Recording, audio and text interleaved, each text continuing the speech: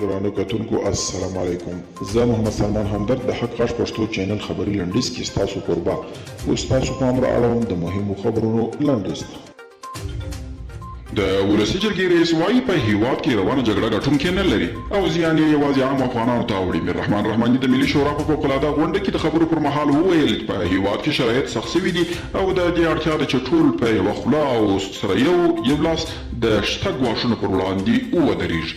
طالبان وایي د دولتي تاسیساتو بمبارول له ملت سره دښمني ده. ټول اړخونه دې ساتلي ته خاص پاملرنه وکړي تر څو تاسیسات خوندي پاتې شي. اشرف غني وایي موږ د جګړې میدان بدلولو تر څو د طالبانو محاسبه غلطه ثابته شي. طالبانو له موږ سره دښمني په پیسو اخیستې. طالبان باید یو بل ومني.